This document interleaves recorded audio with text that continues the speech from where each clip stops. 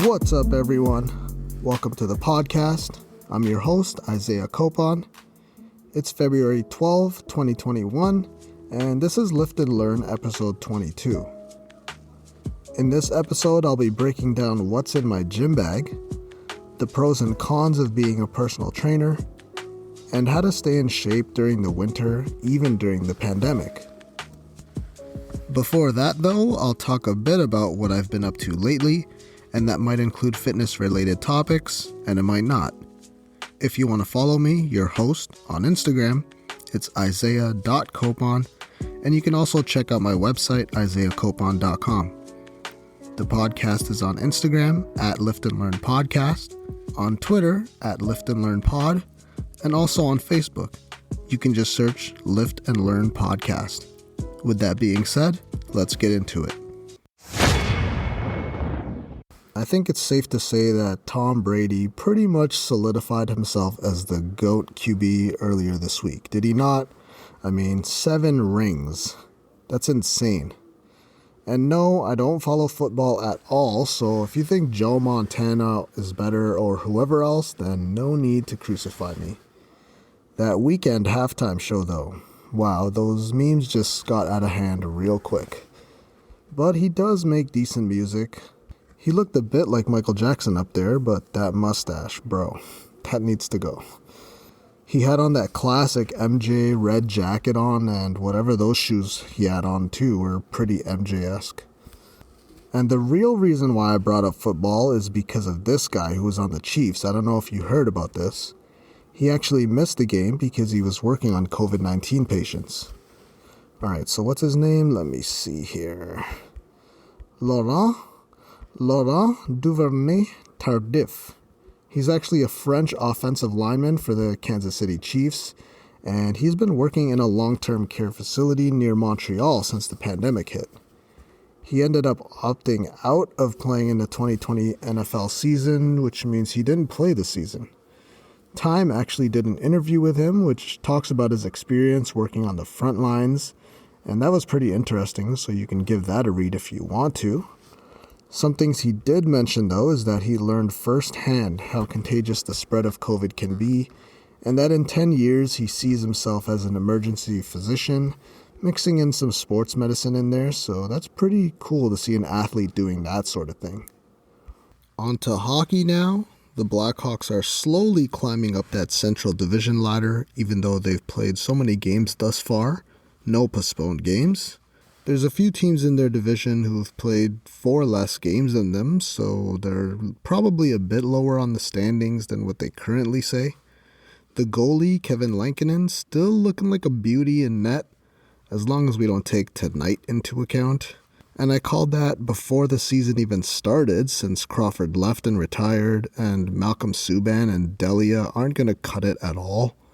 Now we just need some offense to step it up 5-on-5, but at least they're not allowing a lot of goals, which is good. The Blackhawks were so close to winning 4 games in a row. They beat the Hurricanes, then Dallas twice in a row in overtime this week. And just a few minutes before I started recording this podcast, they absolutely blew it against Columbus. I still don't know how they lost this damn game. In the start of the second period, Ian Mitchell and Nicholas Beaudin both scored goals within a minute. And those are 2 21-year-old rookies on the Blackhawks who both scored their first career NHL goals. And those 2 goals fired up the squad.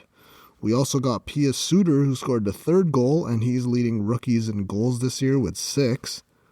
All of these rookies seem to be stepping up this year, which is crazy. So tonight they were up 4-2 in the 3rd period, and then I don't know what happened there in the last 5 minutes of the game, but they ended up losing the game 6-5 somehow.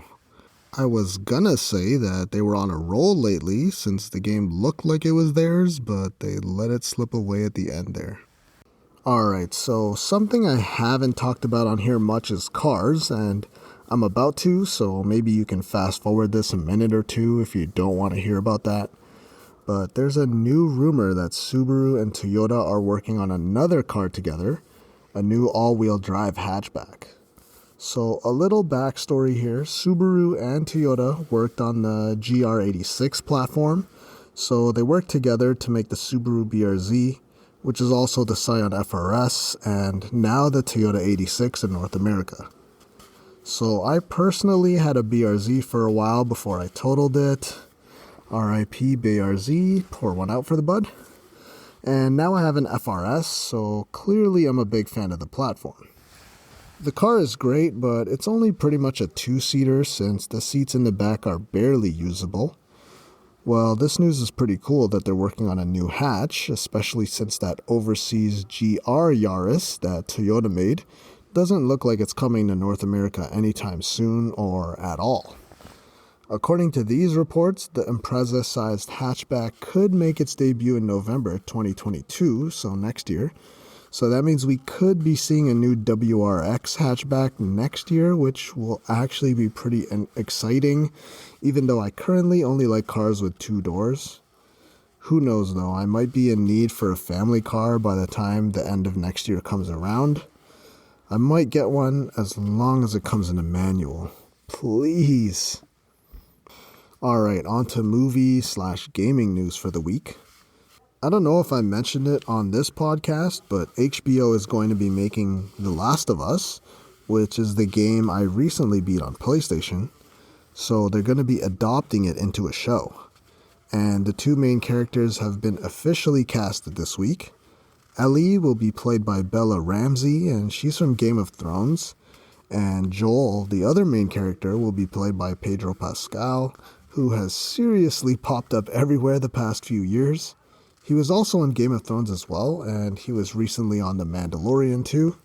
From what I've read online, fans of the game seem to be pretty hyped that these two were casted, so let's hope that this turns out to be a great series for the years to come.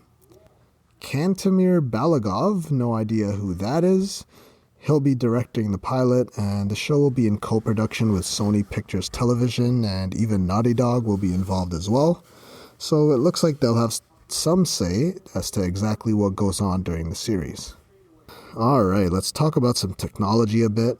I just have one thing to bring up. Elon is back at it again with SpaceX, making some news this week. They're now starting to take pre-orders for their Starlink satellite service.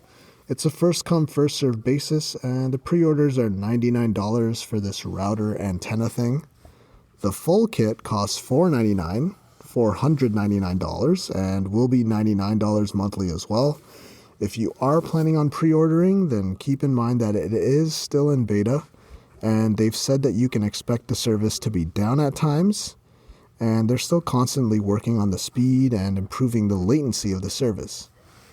And Elon knows there's risks here, but him and his team are doing his best to make it work, and they plan on filing for an IPO if things work out, so we'll see what happens over the next few years with this service. Okay, on to some health-related things now.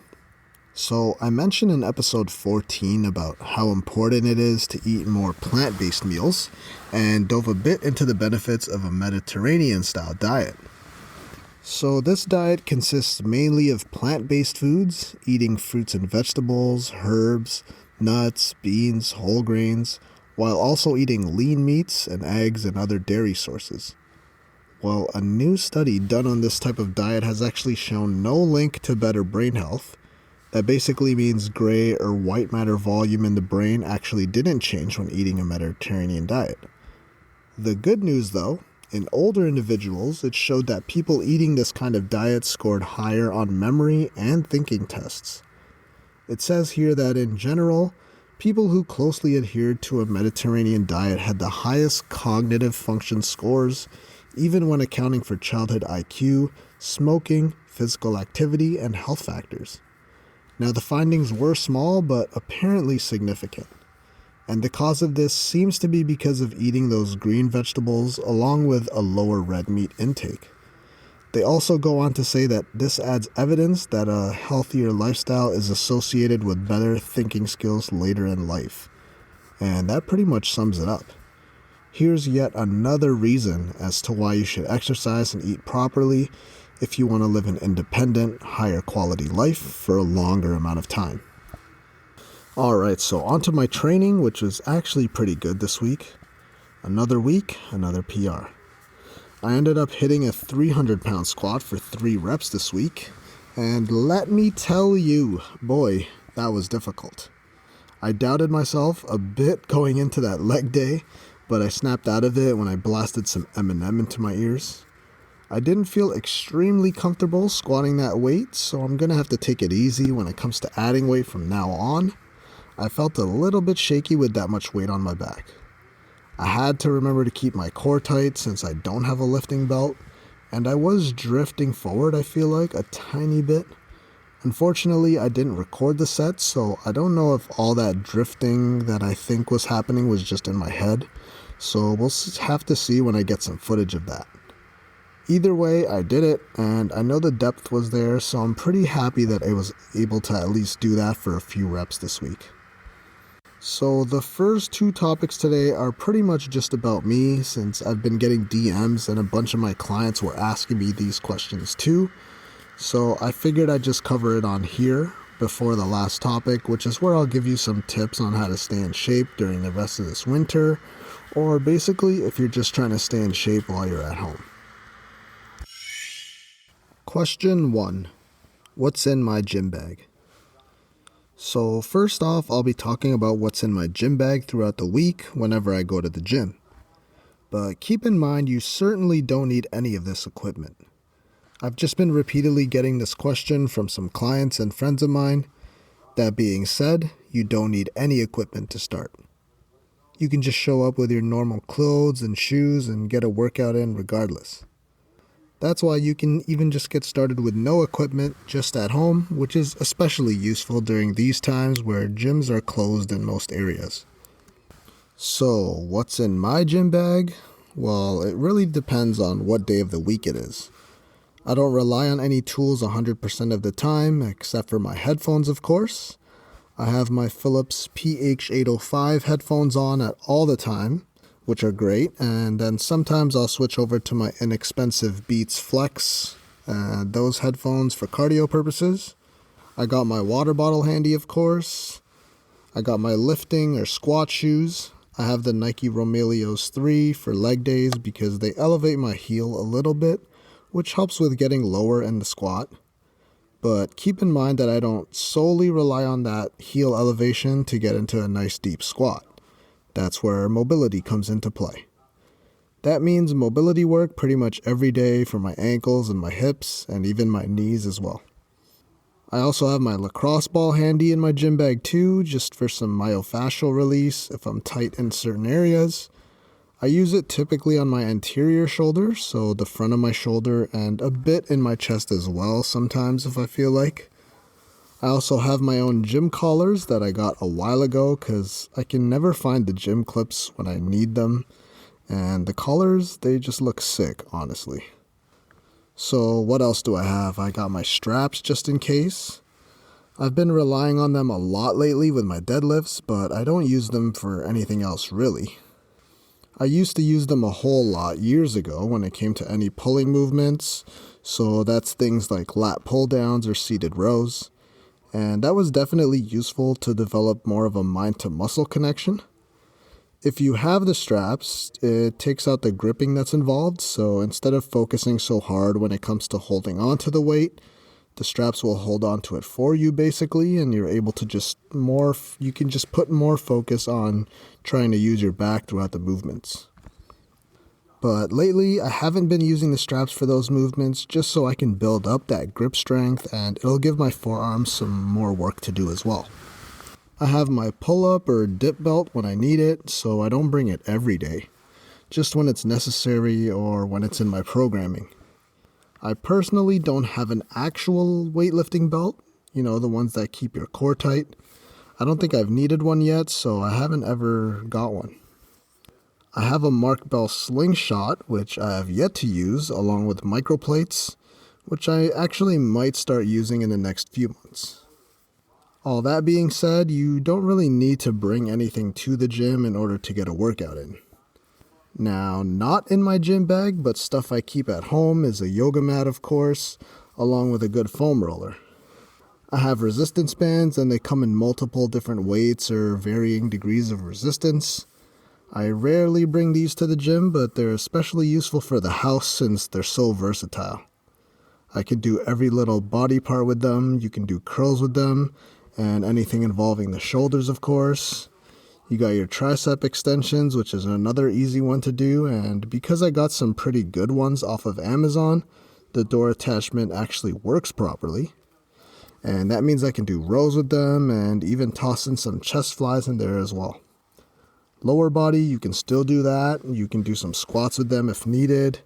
And I'll dive more into resistance bands in topic 3 for today too. And that's pretty much it. I don't think I'm missing anything. I don't have any other tools in my bag, I don't think, off the top of my head. I don't take pre-workout or any other weird supplements, so that's not in there. So I guess that's it for this one. Question 2. What are some pros and cons of being a personal trainer? Like I said, this is a question I've been getting lately, so I figured I'd talk about it a bit on here. When it comes to being a personal trainer, I think you really do have to have a passion when it comes to helping others, but I'll talk about that later. So obviously, as a personal trainer, you're in the gym most of the time, so that's good if you like being in that environment. I mean, now there's a lot of at-home work you have to do throughout the day. For almost a year now, I've had to transition my business into more of an online-based thing, so I've been using FaceTime or scheduling video calls with my clients. And me and my clients will talk about different things. Sometimes we will just talk, or sometimes, depends on who it is, I'll actually have to watch them work out to make sure everything looks okay. The bad news about being a personal trainer is that you have to work whenever the client wants to. And that usually means overlapping clients or waking up early. Shout out to my 4 a.m. and 5 a.m. clients. Or working late at night if your client wants to avoid the rush hour buzz at the gym. Since I don't work at a mainstream gym like LA Fitness or whatever, there is some travel involved as well. I mean, when the gyms were open, so that's something that varies throughout the week. But like I said, personal training is something that you probably need to have a passion for. You're working all day, usually, and it's for someone else to achieve their goals. Personally, I like it because of the feeling I get from the teaching aspect of it all and overall just changing lives. If you don't love the job, you probably won't enjoy it. I just graduated from school about 5 years ago, and when I started college, there were about 150 students in the program. By the end, there were only 2 groups of us left, so maybe 40 to 50 people ended up graduating. And they warned us of this when we first got into the program, that there were going to be a lot of dropouts or just people who didn't make it because it wasn't really for them when they started doing it. You might learn that you have a passion for building your own physique and being healthy for yourself, but can you help others do the same? Or does standing around in the gym paying attention to a client's form just seem boring to you? Some clients I don't really have to do much, and some clients I have to do a lot of mobility work and correctional exercises, so some trainers out there may find it boring as opposed to doing a HIIT class or something along those lines. I guess that really just depends on the clientele you have, really.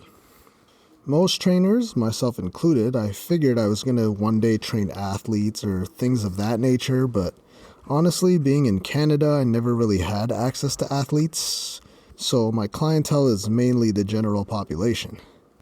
And that means helping a typical person who generally has some upper cross syndrome, which is forward rounding of the shoulders and tightness in the neck, and that's just because of how life has us working behind computers, and most of our leisure time now is just being on our phones, hunched forward, or watching a bunch of TV or gaming most of the time.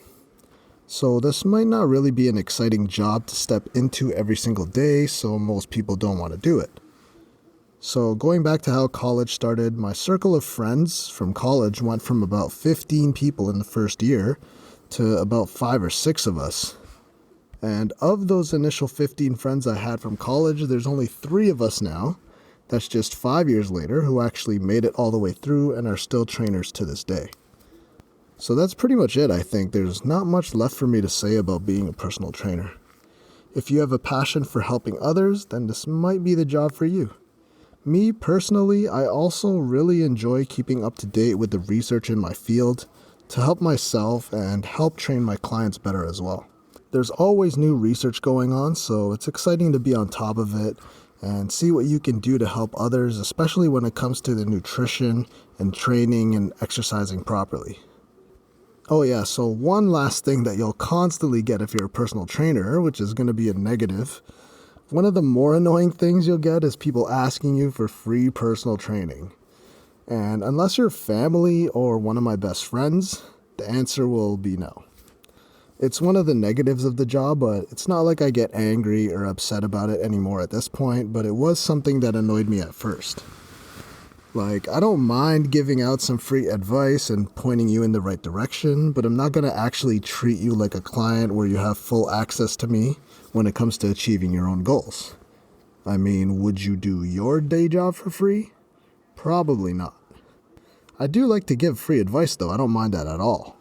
I mean, I do this podcast and don't get paid for it at all. It's free information that I'm willing to give away for free. So that's pretty much it when it comes to the pros and cons of being a personal trainer. Honestly, I've been doing it for a few years now and I love it, and it's something I plan on doing for a long time, simply because of that feeling you get when it comes to changing lives and helping others achieve their goals. I like giving people the opportunity to live a higher quality life, which is super important with the growing obesity rates worldwide. Question 3.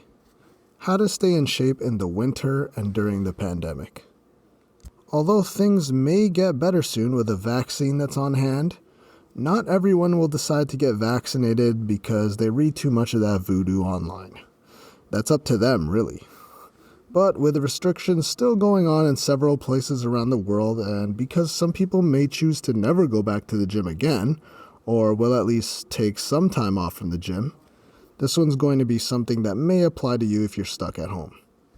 Home workouts that include stretches and mobility work and using resistance bands are going to help you tremendously in this situation. Mobility drills are going to be necessary so that you'll be prepared to hit your lifts and get stronger in your lifts when the gyms do reopen for you. They're going to be even more necessary these days because of our pretty much sedentary lifestyle these days. That basically means that we're not moving around as much as we used to. That means problems like upper cross syndrome are going to be bigger issues these days because you might be spending multiple hours a day hunched over, and maybe that means you're on your computer or laptop or even your phone all day. And when it comes to home workouts, I understand that they can be boring, but you have to find something you enjoy doing. A workout at home doesn't need to be the one where you're just dying and you can't walk and you're sweating like crazy. Maybe in the wintertime, if you have limited equipment, it could just be mobility work or practicing something simple like a deep squat. Just try sitting in a squat for 10 minutes daily with a little bit of assistance at first, and even something that small could even help you. I've been doing it for a while and I've noticed less hip and knee pain. I was getting a little bit of a strain in my adductors when squatting and sumo deadlifting lately, so I've been adding that to my daily habits. Also, when I've been warming up to squat in the gym, I've been noticing that my left knee is in a bit of pain at first, but once my knee starts to warm up, then it seems to be okay, so hopefully that's not a nagging issue I have to deal with. Just sitting in a squat while I hold on to something is helping me get used to that deep squat position and is definitely helping with my mobility in the gym. You have to do what excites you when you're at home and trying to stay in shape, and I'll dive more into that later. Things you can use around your house to stay in shape are the stairs if you have them. And no, you don't need to sprint up and down them. Just walk up and down for a few sets, and that's more than enough cardio to start. Just be sure to get up every hour or so to stretch out your body if you're just working from behind your computer all the time. So if you're at home, resistance bands are going to be great for you.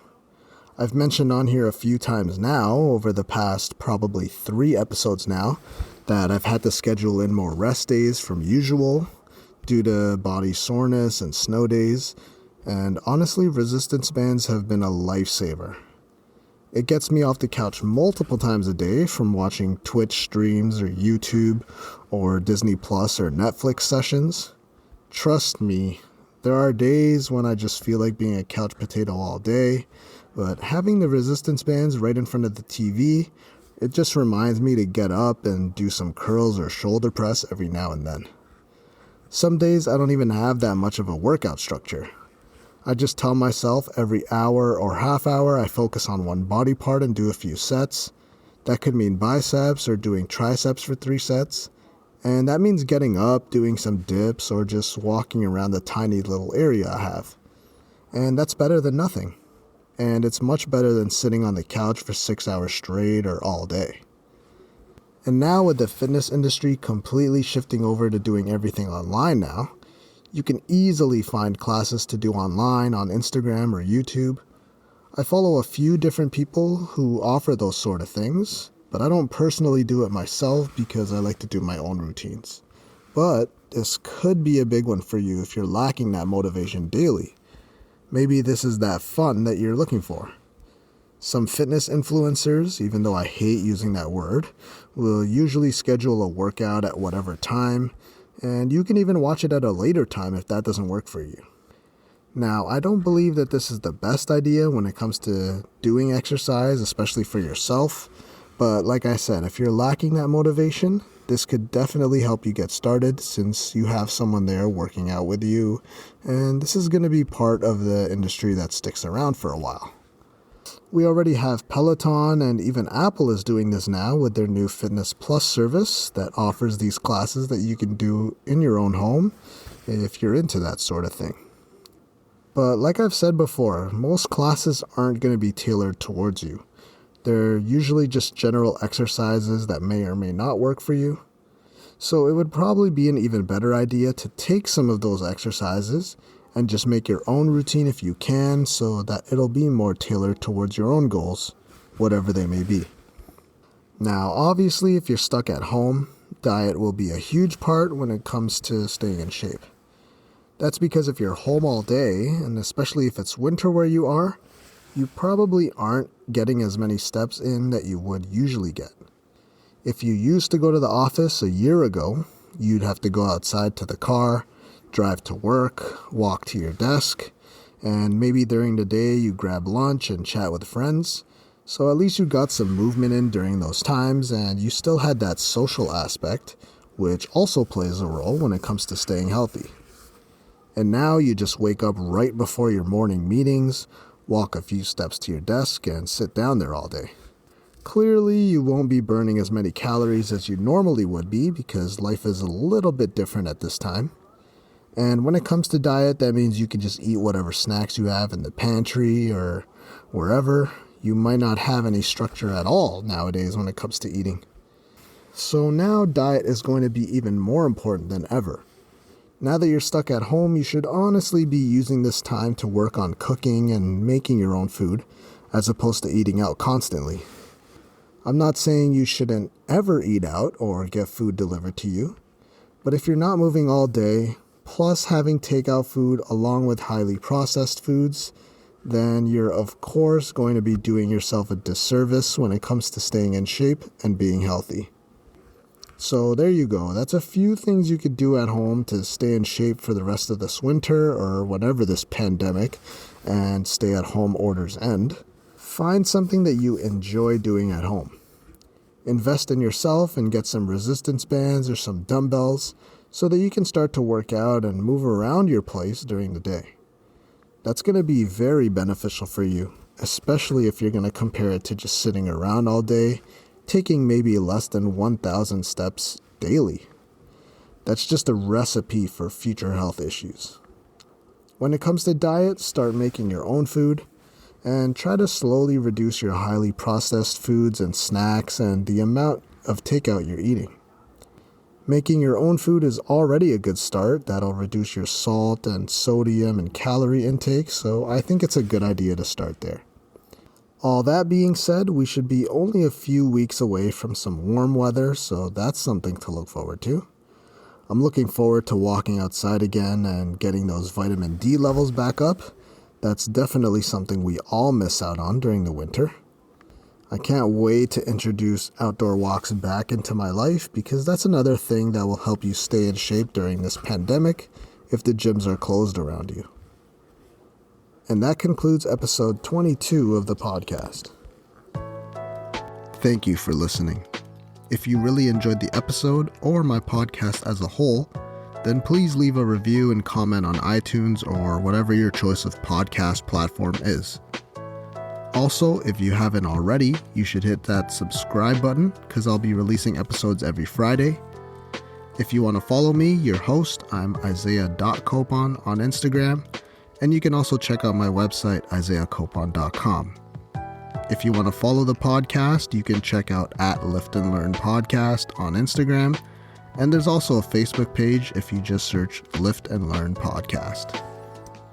Again, thanks for listening, and be sure to tune in next week with another episode where I'll be talking about the mistakes I've made in or out of the gym so that you don't have to make them yourself, and a few ways you can meditate and the benefits of it.